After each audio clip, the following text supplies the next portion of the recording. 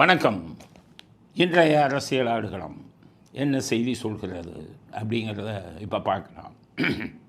முதல் செய்தி, தாவேகாவின் 3ஆம் ஆண்டு விழா விஜய் தலைமையில் நடைபெற்றது. அதுதான் நியூஸ், ஃபஸ்ட்டு நியூஸ். எல்லா வலைதளங்கள்லேயும், இன்டர்நெட்டில், இணையதளத்தில், எல்லா இடங்கள்லேயும் அதுதான் முக்கியத்துவம் பெற்றிருக்கிறது. 3ஆம் ஆண்டு விழாவை தாவேகா விஜய் தலைமையில் கொண்டாடி இருக்கிறார்கள். விஜய் காரில் கொடியை வைத்த தாவேகா கொடி வைத்த காரில் அங்கிருந்து வர்றாரு. ரசிகர்கள் உற்சாகமாக வரவேற்கிறார்கள். இந்த வீடியோவை பாருங்கள்.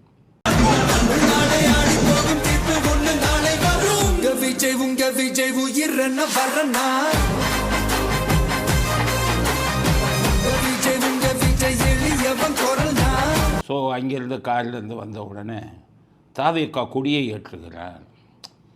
அது ரசிகர்கள்லாம் மிகவும் ஆரவாரமாக கைதட்டி வரவேற்கிறார்கள். அதுதான் அந்த கூட்டத்தில் நடந்த அடுத்த செய்தி. என்னென்ன முக்கியமான செய்தி? கொடியேற்று விழா.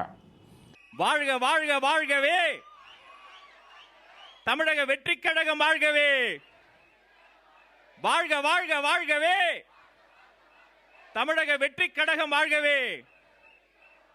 கொடி ஏற்றினதுக்கப்புறம் ஒரு டான்ஸ் ஆடுறார் விஜய். அது ரசிகர்கள் பூரா குதிக்கிறாங்க. அங்கே ஒருத்தர் பாடகர் ஒருத்தர் பாடின உடனே விஜய் அதுக்கேற்ற மாதிரி டான்ஸ் ஆடுறார். ஸோ இந்த வீடியோவை பாருங்கள். தளபதி தளபதி வாழ்க, வெற்றி கொடிய பொட்டு வாழ்க, தளபதி தளபதி வாழ்க, நம்ம வெற்றி கொடிய வாழ்க. என்னடா டான்ஸ் ஆடுறாருன்னு அந்த காலத்து இளைஞர்கள்னால் இதை ரசிப்பாங்க. அதனால தான் அவர் சொல்கிறார், இல்லை திமுக துருப்பிடிச்சதுங்க, இது இப்போ ஆயுதம், ஒன்றுக்குமே லாய்க்கில்லாத துருப்பிடிச்ச ஆயுதம், லேட்டஸ்ட்டாக வாங்கியாங்கிறார். அந்த வீடியோவில் அவர் பேசுகிறத பாருங்கள். இப்போவும் அந்த பழைய தேஞ்சி போன, துருபிடிச்சு போன, நஞ்சு போன அதே அந்த பழைய வெப்பனையும் இப்போவும் கையில் எடுக்கிறாங்க. அதனால மைடியர் ஜென்டில்மேன், டெக்னாலஜிலாம் வளர்ந்து வேற எங்கேயோ போயிட்டு இருக்கு. அட்லீஸ்ட் உங்க டெக்னிக்கையாவது கொஞ்சம் மாத்துங்க பாஸ். ஸோ என்ன சொல்கிறாரு? துருப்பிடித்த ஆயுதம் திமுக, ஒன்றுக்கு லாயக்கில்லை நீ, அதனால் லேட்டஸ்ட்டாக வாங்கங்கிறது. அது ஒரு துருப்பிடித்த ஆயுதம்னு திமுகவை சொல்கிறது உண்மையா அப்படின்னு பார்த்தோம்னா, நீங்கள் இன்டர்நெட்டில் பார்த்தீங்கன்னா தான் தெரியும். இந்த தாவேகா பசங்கள்லாம் சேர்ந்து விதவிதமாக வீடியோ போடுறான். அது யாராலையுமே முடியலை. அவர் கருணாநிதி டான்ஸ் ஆடுற மாதிரி, உதயநிதி டான்ஸ் ஆடுற மாதிரி, ஸ்டாலின் டான்ஸ் ஆடுற மாதிரி, 3 பேரும் சேர்ந்து ஆடுற மாதிரி என்னென்னமோ போடுறாங்க, நினச்சி கூட பார்க்க முடியும். அதே மாதிரி திமுகவில் ஐடி விங்குன்னு வச்சு நிறைய பேரை வச்சுருக்கான். இதையே வச்சுக்கிட்டு சபரீசன் இதை வச்சு பண்ணிக்கிட்டு இருக்கார். அவங்க என்ன பண்ணுறாங்க? இதை விட்டுட்டாங்க. என்னை திட்டமே வேண்டாமல் அவனை பிடி, அவன் மேலே கேஸை போடு, இதில் தான் சுற்றிக்கிட்டு இருக்காங்க. இங்கே கிண்டல் நடித்து இது பண்ணி எல்லாம் சிரித்து வயிறு குழுங்குறாங்க. இவங்க போடுற வீடியோவெல்லாம் பார்த்தீங்கன்னா அதைத்தான் அவர் என்னென்னா லேட்டஸ்ட்டு டெக்னிக்.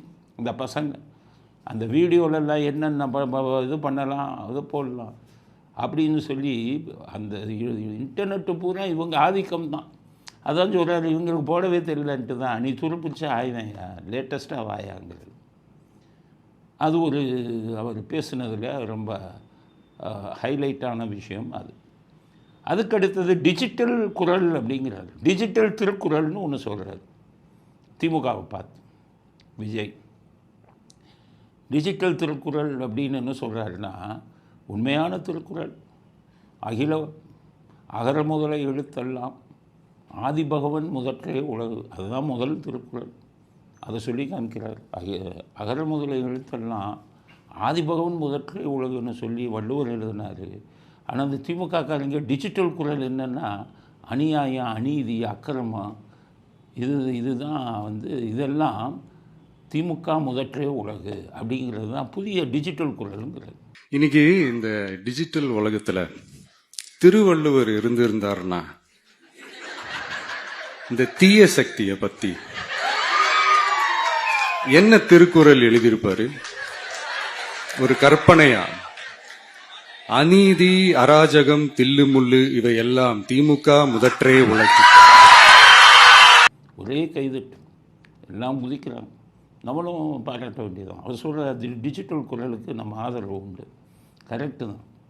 இவங்க அதுதான் உண்மையான டிஜிட்டல் குரல். அநியாயம், அக்கிரமம், அநீதி, தில்லுமுள்ளு அது சொல்கிறது. இதுவெல்லாம் திமுக முதற்றே உலகுங்கிற டிஜிட்டல் குரலுக்கு நாங்கள் ஆதரவு தெரிவிக்கிறோம். அது சரியான பேச்சு அப்படிங்கிறது தான் நம்முடைய கருத்து. அதே மாதிரி அந்த இதுக்கு போட்டார்ல துருப்பிடித்த ஆயுதம், அது கரெக்டு தான். சந்தேகமே இல்லை. துருப்பிடித்த ஆயுதம் தான். ஒன்றுமே தெரியல. பணத்தை செலவு பண்ணி என்ன பண்ணுறதுன்னே தெரியல. அதுக்காகத்தான் அதை சொல்லியிருக்காரு. அதுக்கு அடுத்தது 3வது ஒரு கருத்தை சொல்லியிருக்காரு. அது என்னன்னு கேட்டிங்கன்னா, திமுகவை தோற்கடிக்கக்கூடிய இது தாவேக்காக்குத்தான் உண்டு அப்படின்னு சொல்கிறார். திமுகவை வீழ்த்துறதுக்கு மாபெரும் மக்கள் சக்தியான நம்மளால மட்டும்தான் முடியும். இது சரியா? இதில் எங்களுக்கு உடன்பாடு இல்லை. ஏன்னு கேட்டிங்கன்னா, எங்கள் சர்வே படி பல இடங்களில் ஒரு சில இடங்களில் விஜய்க்கு இப்போ செல்வாக்கு அதிகம் இருக்குது. ஒரு சில இடங்களில் பாஜக அதிமுகவுக்கு அதிக செல்வாக்கு இருக்குது.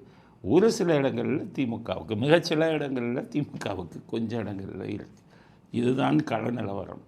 கொங்கு மண்டலத்தில் எல்லாம் பாஜக அதிமுகவுக்கும் இவங்களுக்கு தான் நேரடி போட்டியாக இருக்குது. திமுகவுக்கும் கொங்கு மண்டலத்தில் பாஜகவும் அதிமுகவும் கொஞ்சம் செல்வாக்கோடு இருக்காங்க. அது மாதிரி வட தமிழ்நாட்டில் சில இடங்கள்லாம் விழுப்புரம், கடலூர் இதிலெல்லாம் இப்போ இருக்கிற நிலவரப்படி திமுகவுக்கு மிகப்பெரிய அடி விடுகிறது. அங்கே பாஜக அதிமுக தாவேக்கா 2 பேர்த்துக்கு தான் போட்டி. அங்கே திமுக ஒன்றும் கிடையாது. இதுதான் கள நிலவரம். அதே இது தென் தமிழ்நாட்டில் தென் பக்கம் என்னென்னு கேட்டிங்கன்னா, தாவேக்கா பக்கம் பலம் அவ்வளவு இல்லை. அங்கே அதிமுக பிஜேபி திமுகவுக்கு இடையில தான் போட்டி இருக்குது. ஒட்டு மொத்தத்தில் பார்த்திங்கன்னா தாவேக்காவுக்கும் அதிமுக பிஜேபிக்கும் தான் போட்டி. ஆனால் அங்கங்கே கொஞ்சம் கள நிலவரங்கள் மாறுது. தென் தமிழ்நாட்டில் இவங்களுக்கு கம்மியாக இருக்குது விஜய்க்கு. அங்கே கொங்குலையும் அவங்களுக்கு பாஜக அதிமுகவுக்கு அதிக வாக்குகள் விழக்கூடிய ஒரு நிலையில் இருக்குது. இதுதான். அதனால் விஜய் சொல்கிறபடி வெறும் திமுகவுக்கும் தாவேக்காவால் தான் திமுகவை தோற்கடிக்க முடியுங்கிறது ஒட்டுமொத்தமாக பார்த்திங்கன்னா சரியாக இருக்காது. சரி, ஏன் தென் தமிழ்நாட்டில் ஏன் கம்மியாக இருக்குது விஜய்க்கு? எல்லா இடமும் நல்ல ஆதரவு இருக்க.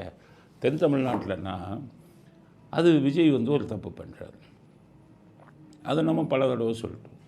அவர் கேட்குற மாதிரி என்னென்னு கேட்டிங்கன்னா, விஜய் தலைவர்கள் போட்டோ போடும்போது பெரியார் ஈவேராவை போடுறார், மற்ற தலைவர்கள்லாம் போடுறார்.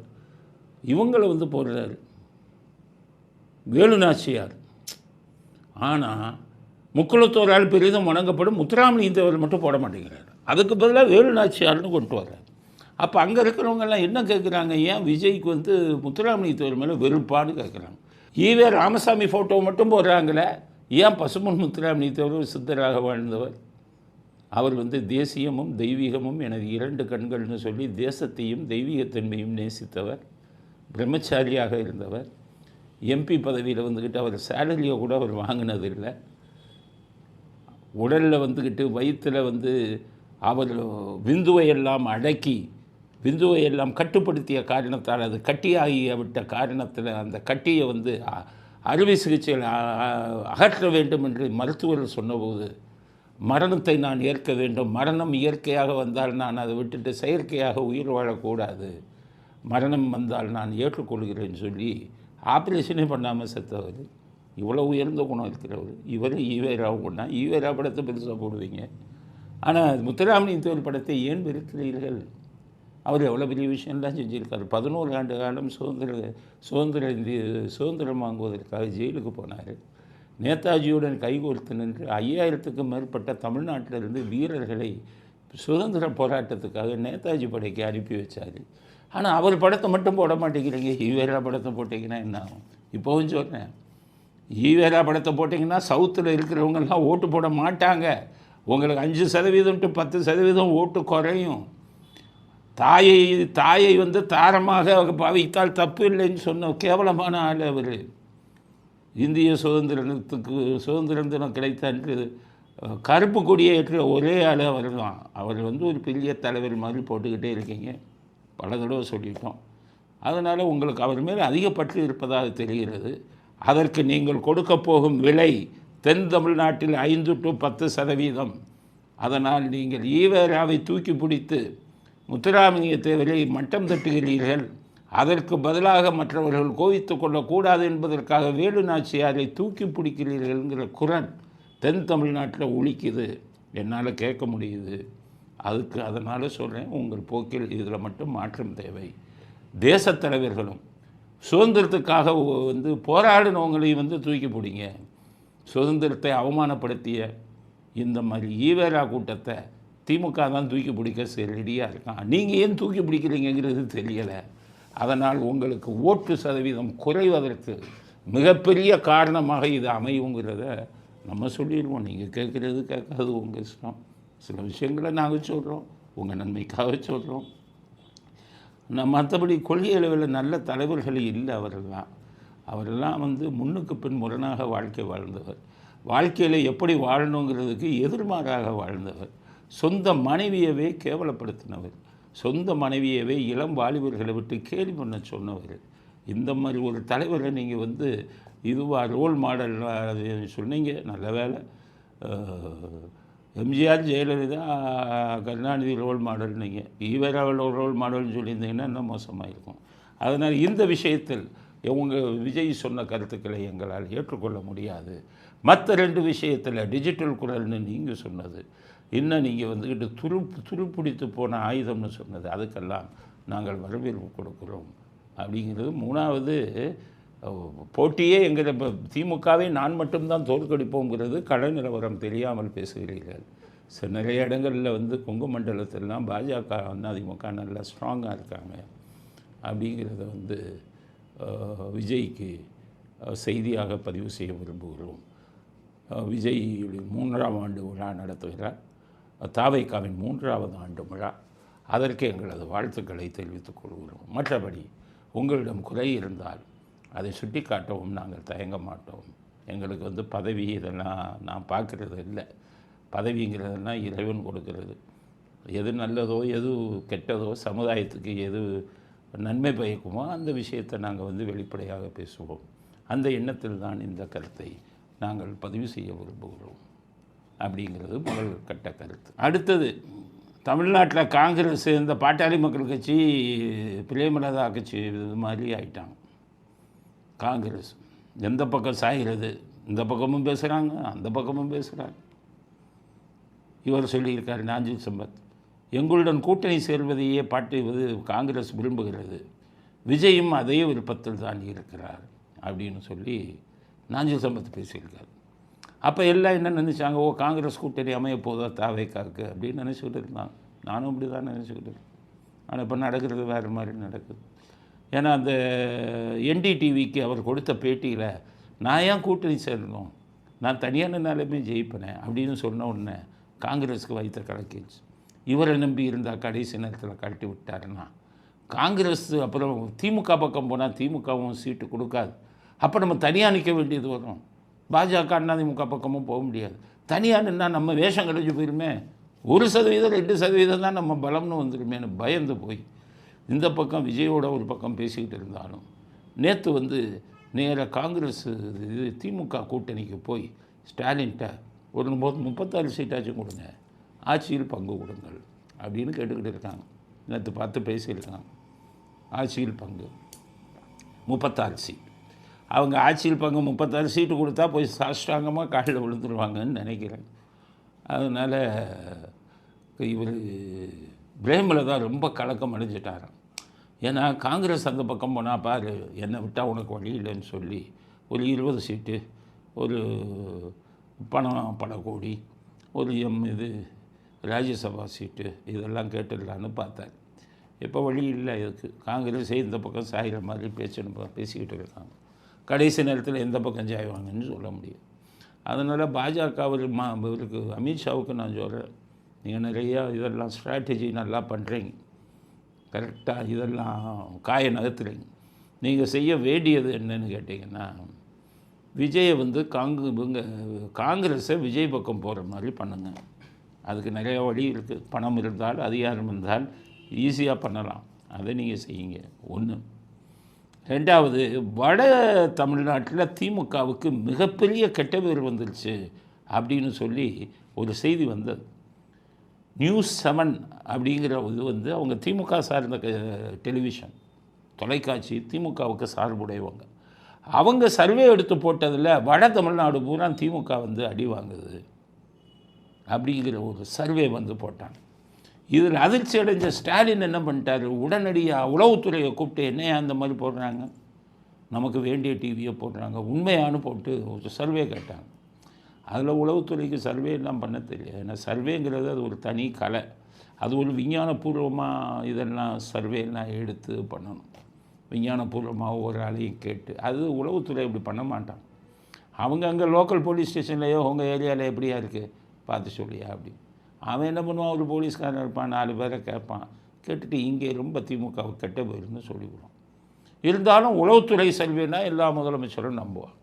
இப்போ நியூஸ் 7 வந்து திமுகவின் நிலைமை வட தமிழ்நாட்டில் மிகவும் மோசம்னு சொன்ன உடனே உளவுத்துறையிட்ட கேட்டால் அவங்களும் அதையே சொல்லிட்டாங்க, ஆமாம் உங்களுக்கு பேர் ரொம்ப கெட்டு போயிருக்கு அப்படின்னு. அதனால் இப்போ வந்து ஸ்டாலின் என்ன ஐடியா வச்சுருக்காரான், எப்படியாச்சும் ராமதாஸ் இருங்க. பாமகவில் ராமதாஸுக்கு செல்வாக்கா அன்புமணிக்கு செல்வாக்கான்னு பார்த்தீங்கன்னா, நாங்கள் ஆதரவு கொடுக்கறது வந்து எப்போவும் ராமதாஸுக்கு தான். ஒரு தந்தையாக அவருக்கு வந்து அன்புமணி செஞ்சதை எங்களால் ஏற்றுக்கொள்ள முடியாது, நம்பிக்கை துரோகம். அதனால் நாங்கள் பாட்டு வரைக்கும் தான் ஆதரவு கொடுப்போம். யாருக்கு? ராமதாஸ். ஆனால் ராமதாஸுக்கு செல்வாக்கு இல்லை, அன்புமணி பக்கம்தான் எல்லாருமே திரண்டு போயிருக்காங்க. அதனால் பாட்டாளி மக்கள் கட்சியின் பெரும்பகுதியான ஓட்டு அவருக்கு தான் போகும். இருந்தாலும் ஸ்டாலினுக்கு பாட்டாளி பேர் ராமதாஸை நம்ம பக்கம் இழுத்துடலான்னு பேரம் பேசிக்கிட்டு இருக்காரு. எப்படியாவது ராமதாஸை இழுத்து விட வேண்டும். காங்கிரஸ் போய்விட்டால் தேமுதிகவையும் இழுத்து விட வேண்டும். கமலஹாசன் தான் ஓசி தானே, ஓசி பஸ்ஸு அவருக்கு சீட்டு கொடுக்க வேண்டியதில்லை அப்படின்னு மிக தீவிரமாக முயற்சி செய்து கொண்டிருப்பதாக செய்தி வந்திருக்கிறது. அமித்ஷா எப்படியாவது காங்கிரஸை விஜய் பக்கம் போகக்கூடிய அளவுக்கு நீங்கள் காயை நகர்த்தணும். அதே மாதிரி ராமதாஸும் வந்து விஜய் பக்கம் போகக்கூடிய அளவுக்கு காயை நகர்த்தணும். இதையும் செஞ்சிட்டிங்கன்னா பிரேமலதாவை உங்கள் பக்கம் இழுக்கிறதுக்கு நீங்கள் எதையாச்சும் ஒன்று பண்ணிட்டீங்கன்னா திமுக மண்ணை கவுறது உறுதி, டெபாசிட்டே இருக்காது. இந்த 3 இதையும் இவங்க செய்யணும் அப்படிங்கிறது தான் நம்முடைய கருத்து கூட்டணி விஷயத்தில். அதனால் தமிழ்நாட்டில் கூட்டணி எந்த நேரத்திலும் எப்படியும் சாயலாம் அப்படின்னு 3 கட்சிகள் இருக்காங்க. இப்போ மற்ற கட்சியெல்லாம் செட்டில் ஆகிட்டாங்க. 3 கட்சிகள் இருக்காங்க. அதில் வந்து ராமதாஸின் கட்சி, அதுக்கப்புறம் காங்கிரஸ், அதுக்கப்புறம் பிரேமலதா. இதை வந்து கரெக்டாக காய நகர்த்தணும். எப்போவும் நம்ம கூட்டணியை பலப்படுத்திக்கிட்டு இருக்கிறது மட்டும் பண்ணக்கூடாது, எதிராளி கூட்டணியை வீக் பண்ணணும். அதுக்கெல்லாம் பணம் வச்சு அதிகாரத்தை வச்சு எல்லாம் பண்ணுவாங்க. இதுக்கு முன்னாடி இப்படி தான் பண்ணான், நீங்களும் அப்படி தான் பண்ணணும். நீ அவனோட போய் சேராது. ஸ்டாலின் என்ன பண்ணார் போன தடவை 2021 பிரேமலதா வந்து இவங்ககிட்ட பேசிட்டாங்க, எடப்பாடிட்ட நேரில் போய் பார்த்தாங்க. அவங்க என்ன கேட்டாங்க தெரியுமா, எங்களுக்கு சீட்டை பற்றியெல்லாம் கவலை இல்லை, எங்களுக்கு வேண்டியது ராஜ்யசபா சீட்டு, என் பையனை அப்பா இதாக்கணும், எம்பியா சீட்டு நீங்கள் குறைச்சி கொடுத்தாலும் பரவாயில்ல அப்படின்னு பேசினாங்க. அப்புறம் பணம். அப்போ என்ன பேசுனாங்க 2021 15 எம்எல்ஏ, ஒரு ராஜ்யசபா பணம். அது நான் வெளில சொல்ல விரும்பலை, 100கணக்கான கோடி பணம் பேசிட்டாங்க. அப்போ என்ன பண்ணிட்டாங்க, ஒப்பந்தம் ஓகே அப்படின்ட்டாங்க பிரேமலதா. அப்போ அவர் உயிரோடு இருந்தார் விஜயகாந்த். அப்போ ஒப்பந்தத்தை டைப் பண்ணி எனக்கு அனுப்புங்கன்ட்டாங்க. அங்கேருந்து எடப்பாடி ஒப்பந்தத்தை டைப் பண்ணி அனுப்பி கட்சி தலைவர்கிட்ட சொல்லிட்டார், விஜயகாந்த் கட்சி நம்ம பக்கம் வந்துருச்சுன்ட்டார். இது ஸ்டாலினுக்கு போச்சு. ஸ்டாலின் என்ன பண்ணார், விஜயகாந்த் கட்சியை நம்மளோட சேர்க்க முடியாது, ஏன்னா அந்த தொண்டர்கள்லாம் அவங்கள விரும்ப மாட்டாங்க. அதனால் சசிகலாவுக்கு ஃபோன் அடித்து நடந்தது இது. ஒரே ஒரு விஷயம், உங்களுக்கு பிரேமலதாவை நல்லா தெரியும், அவங்க இவங்களோட சேர வேணாம், தினகரன் தனியாக நிற்கிறார், அவரோட அவங்கள சேர வச்சுருங்க, எவ்வளோ பணமோ நான் கொடுத்துட்றேன். இது நடந்தது சொன்னார். சொன்ன உடனே சசிகலா ஒரே ஃபோனில் முடிச்சுட்டாங்க. இங்கே எடப்பாடி காத்துக்கிட்டு இருக்காரு, கையெழுத்து போட டைப் பண்ணி கொடுத்துட்டாங்க, கையெழுத்து போட வருவாங்கன்னு. கரெக்டாக கடைசி நேரத்தில் போய் தினகரனோட சேர்ந்து பெரிய பணத்தை வாங்கிட்டு போனாங்க. அப்போ எதிராளியின் கூட்டணியை பலவீனப்படுத்தணும், அதுதான் அரசியல் சாதுரியம். போன தடவை ஸ்டாலின் வந்து தேமுதிகவை மட்டும் ஸ்டாலின் பிரித்து இவர்கிட்ட தினகரனோட சேர்க்காமல் இருந்தால் முதலமைச்சராகவே வந்திருக்க முடியாது ஸ்டாலின். ஸோ சசிகலா தான் அதுக்கு உதவி செஞ்சாங்க. எப்படி அதிமுகவில் அனுபவித்தவங்கள்லாம் அதிமுகவுக்கு எப்படிப்பட்ட துரோகம் செய்தார். அப்போ சசிகலா என்ன கேட்டாங்க தெரியுமா?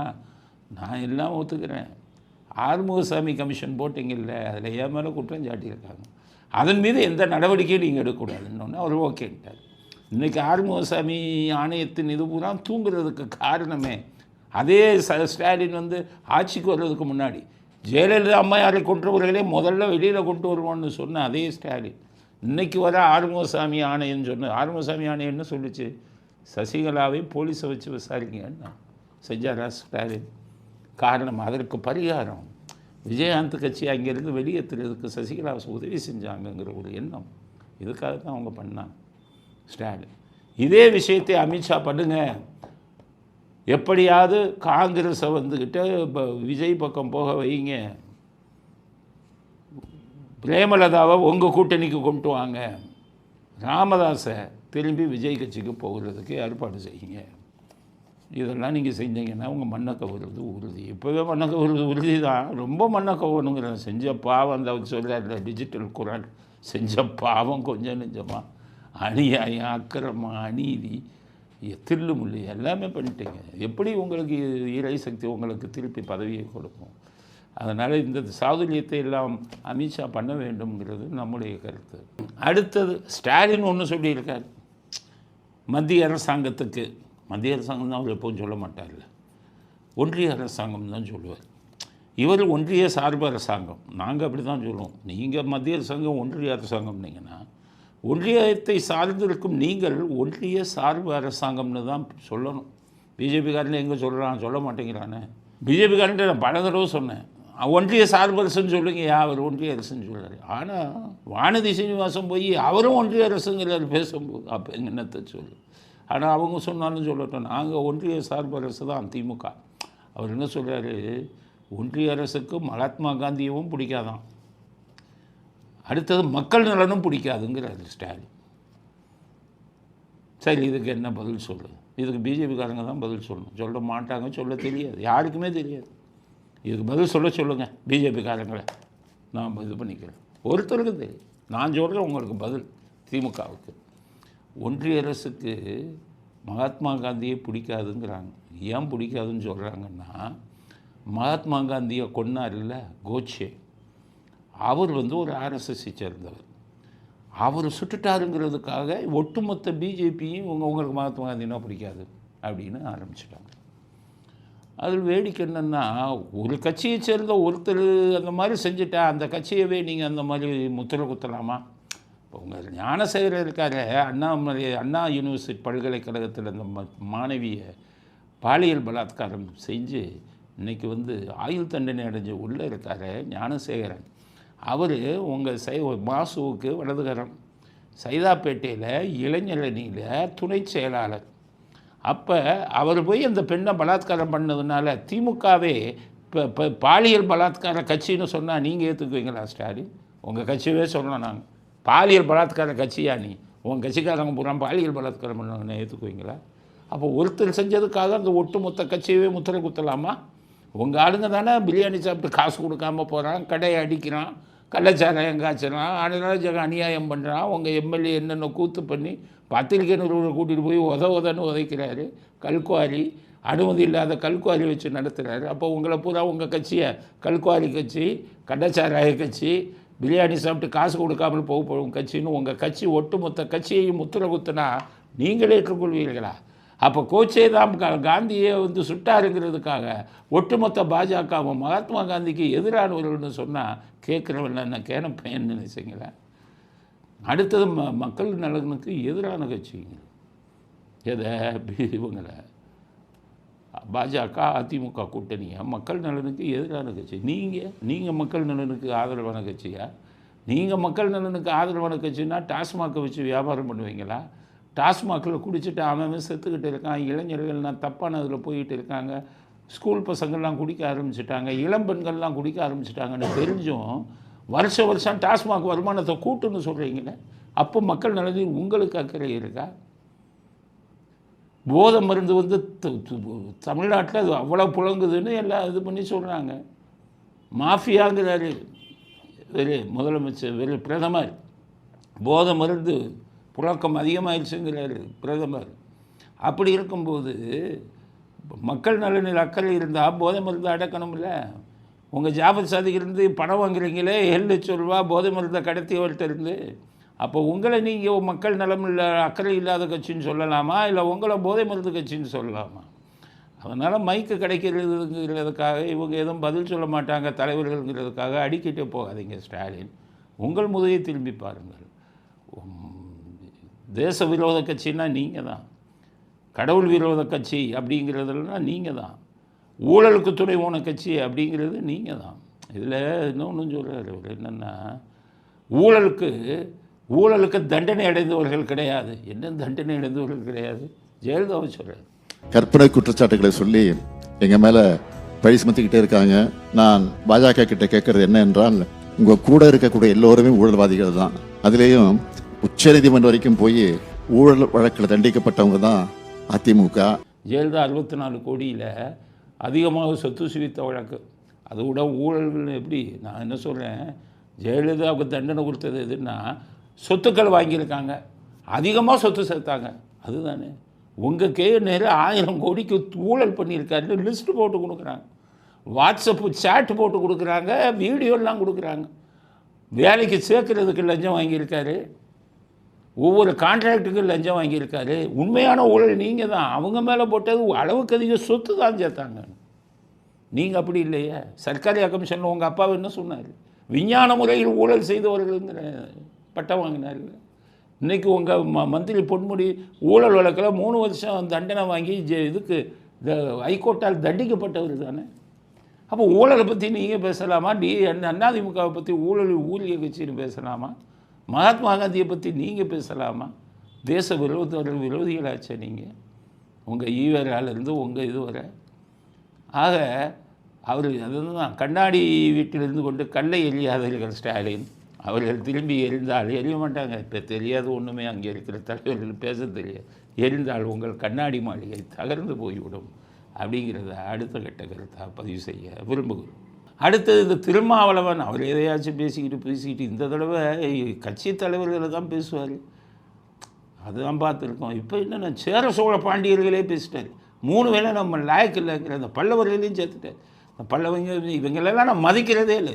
நீங்கள் எனக்கு எந்த அரசன் மீதும் மதிப்பு கிடையாது, எவனையும் நான் பெரிய சக்தியாக பார்ப்பது கிடையாது. அந்த மன்னர்கள் காலத்தில் தான் இந்த நாடு குட்டிச்சுவரானது, சமஸ்கிருதமயமானது, இந்துத்துவமயமானது. தமிழ் கோவிலின் கருவறைக்குள்ளே இருந்த தமிழ் தூக்கி வெளியே வீசப்பட்டதெல்லாம் இந்த பாண்டிய மன்னர்கள், சோழ மன்னர்கள், சேர மன்னர்கள், பல்லவ மன்னர்கள் ஆண்ட காலத்தில் தான். வேள்வி நடத்தியவன், யாகம் நடத்தியவன், தமிழ் பெயர்களை மாற்றி வடமொழி பெயர்களை தங்கள் பெயருக்கு பின்னால் சூட்டிக் கொண்டவன். ராஜராஜன் என்பது தமிழ் பெயரா? ராஜேந்திரன் என்பது தமிழ் பெயரா? எல்லாம் வடமொழி பெயர்களை சூட்டிக் கொண்டவர்கள், வடமொழியிலே மயங்கி கிடந்தவர்கள். அவர்கள் எல்லாம் சரித்திர நாயகர்கள் பாய், எவ்வளவு பெரிய சாதனையை செஞ்சவங்க. திருமாவளவன் போய் அவங்கள மதிக்க மாட்டாருக்கா? அந்த அளவுக்கு பெரிய ஆள் அடிங்க. 6 சீட்டு வாங்கிட்டு 2 சீட்டு 3 சீட்டு ஜெயிக்கிற ஆளுங்க. தமிழ்நாட்டையே வந்து ஆண்ட பரம்பரை அவங்க. சேரன், சோழன், பாண்டியன், எங்கள் பக்கம் வட தமிழ்நாட்டில் பல்லவன் ஆண்டவர்கள் அவங்க. சேரன்னா யார் தெரியுமா? சேரன் செங்குட்டுவன்னாங்க. அவங்க ஆட்சி காலத்தை பொற்காலம்னு வர்ணிச்சாங்க. ட்ரேடு, வாணிபம், கடல் வழியாக நடந்த வாணிபம் எல்லாம் அவ்வளவு உச்சத்துக்கு போச்சு. 2-3 நூற்றாண்டுகளாக தமிழ் இதை ஆட்சி செய்தவர்கள். அவங்கள போய் அவங்களெலாம் நான் விரும்பலை, அவங்களாம் மதிக்கலை. அப்புறம் ஏன் மதிக்கலைன்னு சொல்கிறாரு அப்புறம் பார்ப்போம். ஆனால் அவங்க எவ்வளோ சாதனையாளர்கள். சோழர்களையும் சொல்கிறாரு அவங்க லாயக்கில்லைங்க. ராஜேந்திர சோழன், ராஜராஜ சோழன், இவங்கெல்லாம் எவ்வளோ பெரிய இங்கே இலங்கையவே பிடிச்சாங்க. ஆசியாலெல்லாம் பல இவங்களை பிடிச்சி வெற்றி கொடி நாட்டினாங்க. அவங்கள நான் மதிக்கிறதில்ல, லாயக்கில்லைங்கிறது திருமாவளவன். ஒரு 1% ஓட்டு வாங்குகிற திருமாவளவன் ஒட்டுமொத்த தமிழகத்தையே ஆண்டு கொண்டிருந்தவர்கள் இவர்கள். பாண்டியர்களையும் சொல்கிறார், அவங்களும் நாயக்கர். எப்படிப்பட்டாலும் பாண்டியர்கள், நான் சங்க தமிழ் வளர்த்தவங்க பாண்டிய மன்னர்கள். அங்கே கண்ணகிக்கு தப்பான தீர்ப்பை கொடுத்தேன்னு சொன்ன உடனே அந்த ஸ்பாட்லேயே அரச சபையிலேயே உயிரை விட்டவன் பாண்டியன் நெடுஞ்செழியன். இந்த இவ்வளவு தியாகிகளை பல்லவர்களை சொல்கிறாரு மோசம். காஞ்சிபுரத்தை தலைநகராக கொண்டு ஆண்ட பல்லவர்கள் சிற்பத்தில் எந்த அளவுக்கு இது பண்ணியிருக்காங்கங்கிறது, எத்தனை கோயில்களை கட்டினார்கள், இந்து மதத்தையே அந்த அளவுக்கு காப்பாற்றி அந்த பெருமையை கொண்டு போனாங்க. இவர்களையெல்லாம் திருமாவளவன் ஜாதி பெயரில் கட்சி நடத்தி கொண்டிருக்கும் திருமாவளவன் சொல்கிறாரு நாயக்கில் நான் மதிக்க மாட்டேன். ஏன் மதிக்க மாட்டேன்னா, கோயில்களில் தமிழை இல்லாமல் பண்ணாங்களாம், சமஸ்கிருதம் இதெல்லாம் கொண்டு வந்தாங்க. இதை ஒரு இதை வச்சு லாயக்கில்லை. இன்னொரு கூத்தாடி இந்த ரஞ்சித், அவர் அப்படி தான் சொன்னார். ராஜராஜ சோழனை அவ்வளவு தாக்குனார். நேற்று முளைத்த காளான்கள் எங்கே முளைச்சது? இதெல்லாம் குப்பை தொட்டில் முளைத்த காளான்கள் எல்லாம் நாட்டை ஆண்ட மிகப்பெரிய சாதனையாளர்களை பேசலாமா? பல்லவர்களை பற்றியும் சேர சோழ பாண்டியர்களை பற்றியும் நீங்கள் பேசுகிறதுக்கு உங்களுக்கெல்லாம் அடிப்படை தகுதி இருக்கா? என்ன காரணம் சொல்கிறீங்க சொல்லுங்கள்.